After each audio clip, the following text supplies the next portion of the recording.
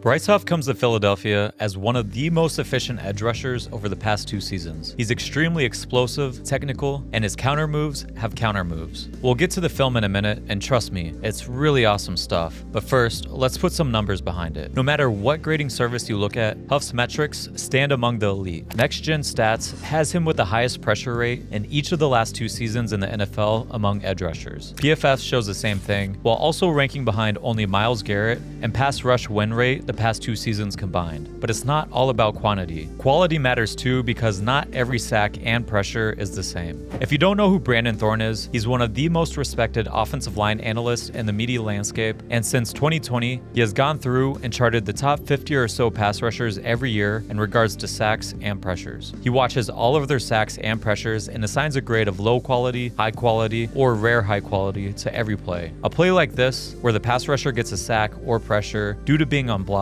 is given a grade of low quality. If a pass rusher wins based on their skill or athletic traits, they get a grade of high quality. If they beat a good or elite offensive lineman, they're given a grade of a rare high quality. In 2023, Bryce Huff was 5th in fewest snaps per high quality pressure and 8th in fewest snaps per high quality sack. Look at the company he's surrounded with. He's not just racking up easy, unblocked pressures. He's winning with skill. He had more high quality pressures than Hassan Reddick on over 200 less snaps. What's more, he's also beating elite pass blockers as he had 3 rare high quality pressures. He's not just cleaning up against scrubs, he's beating good players. Just for comparison, Reddick has not recorded a rare high quality pressure or sack in the past 2 seasons, although part of that is due to the fact that he hasn't faced many high-end pass blockers. To illustrate how rare it is, even Myles Garrett and Dexter Lawrence only had 2 rare high-quality pressures last season. Now on to the film to see just how good this guy is. The first thing you notice with Huff is his burst off the line. He has an elite get-off that sets up the rest of his pass rush. That is illustrated by the fact that Huff had the fastest get-off in the NFL in 2022 and was 6th in 2023. Being able to get off the snap quickly is one of the most important traits for a pass rusher. His get-off puts fear into offensive tackles, and you'll come across a few reps where tackles immediately turn and run out of their stance to not get beat outside. Again, these are 2 high-end tackles in Teron Armstead and Garrett Bowles, who had the 6th highest pass blocking grade in 2023. If a tackle is laid out of their stance or takes a false step, Huff is getting around the edge. Blockers will often have to give space by taking deep vertical sets and open their hips so that they don't get beat around the edge. In turn, this opens their chest, and when that happens, Huff converts from speed to power and will collapse the pocket with his bull rush. Again, this is Rashawn Slater, one of the best and strongest offensive linemen in the NFL. This isn't something to take lightly. Huff's pass rush is more than just an elite get-off. He's incredibly skilled and has an excellent rush plan. He loves using jump-through techniques, where he will hop into a cross chop or 2-hand swipe to knock the tackle's hands away and clear his hips. He sets this up with just a straight speed rush upfield, or by using Euro steps and stutter steps to get the offensive lineman to stop their feet and soften the corner. Either way, he's extremely efficient with his footwork, and he times up his hands with his feet very well. His go-to move is a jump cross chop that he finishes with a club and rip to turn the corner and close on the quarterback. His hands are extremely fast, as his club quickly follows the chop that then transitions into a rip move. Regardless of his setup, he loves using a rip move and always finishes with a high hand. This manipulates the shoulder joint of the offensive lineman as they try to clamp down, and he pries through their shoulder to clear himself through. Now let's get back to his go-to jump chop move. He shows a high level of awareness to be able to quickly string together secondary pass rush moves if his initial move doesn't work. This play is a masterclass of his counters that he employs. He's trying to set up his jump chop, but his feet and hands don't get timed up very well, and the offensive lineman is able to stun him with a strong punch. But Huff quickly realizes his initial move isn't going to work. Immediately, as he lands on his foot following the jump through, he's already transitioning to his long arm bull rush. He gets excellent hand placement under the offensive tackle's armpit, which knocks him back on his heels. But it gets better. One of the most common counters to a long arm is for the offensive tackle to use a trap technique where they chop down on the long arm, causing the pass rusher to lose their only point of contact and fall off balance. You can see the lineman chopping down on that arm here. But the counter to this counter is for the pass rusher to roll into a 2-hand bull rush so that they don't lose their balance when that arm is knocked away. Huff does just that, and he's able to shove the the offensive tackle into the quarterback and force him to scramble out of the pocket. This is a sequence that takes a high level of skill to pull off so quickly. Huff effortlessly flows from one move to the next. Average pass rushers don't just luck into this kind of play. This is skill built up over years of hard work. This stuff will continue to carry over, even with Huff presumably getting more snaps. Whenever he uses one of his jump through moves, whether it's a jump chop or jump swipe, he's ready to counter with his long arm bull rush in case his initial move doesn't work. He is so much fun to watch. Let's look at a different counter. Here he uses a bull rush and gets a good initial pop, but with very short arms at just 31 3/4 inches, tackles with length can negate his rush at times. But this is no problem for Huff here, as he quickly uses his own trap technique to knock the arm away while simultaneously using his inside hand to rip through and force the quarterback off his spot. He just transitions through his rush moves so quickly.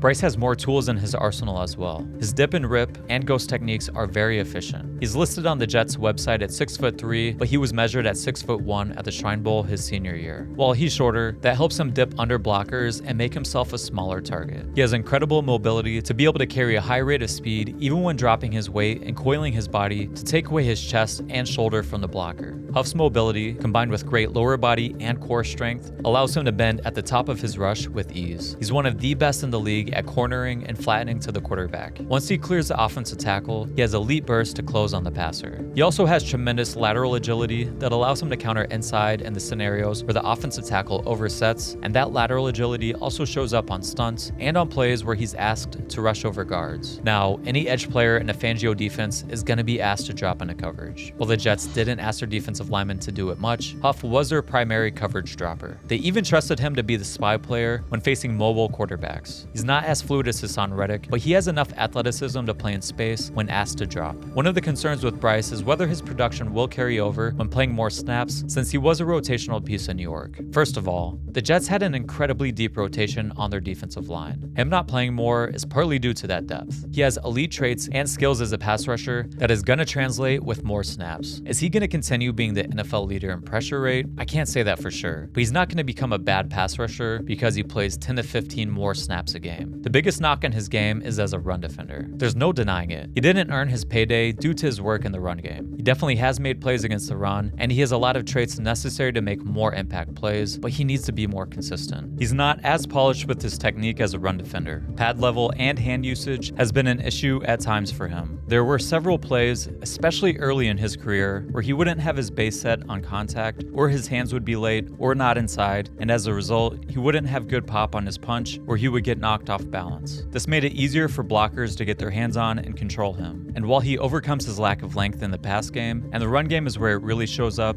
as it's harder for him to create separation and shed. I will say, he has improved his technique over time. There were a lot more flashes of good reps on tape the past year. When he does play with a good base and leverage with square shoulders and better hand placement, he's able to control tight ends and hold his own against tackles. While he's probably never going to become a run defender that dominates bigger guys, to be fair, that was the same with Reddick. Reddick is better in the run game, but he's not someone that was consistently outmuscling offensive tackles, and he struggled some against combo blocks and double teams. He just needed to be good enough to hold his ground when taking on blocks at the point of attack, because like with Huff, rushing the passer is where he provides most of his value. His big plays in the run game were mainly due to his quickness that allowed him to penetrate and create negatives for the offense. Huff has the skill set to do the same, he just needs to get better and more consistent at it, and I think he will. It seems like Huff has spent the majority of his time honing his craft as a pass rusher, and I can't really fault him for that, since he knows that is what gets edge defenders paid. Take a look at Huff's weaknesses in his draft profile coming out of college. He needed to improve his hands and his rush plan. He was slow to counter, and length and strong punches would overwhelm him. Now, those are strengths of his game. He clearly has a great work ethic to build himself up from an undrafted player to one of the best pass rushers in the NFL. Now he needs to apply that to his run defense. He's been vocal about wanting to take on a bigger role, so I would be willing to bet that he's putting more effort into that part of his game this offseason. But only time will tell if that's the case. What I do know is this: Bryce Huff is an incredibly athletic and skilled pass rusher that is going to cause a lot of havoc. He essentially wrecked the game against the Eagles. And he's not just beating scrubs. He has shown the ability to take on the best of the best pass blockers and come out on top. Don't be shocked when he becomes the next great Philadelphia pass rush phenom.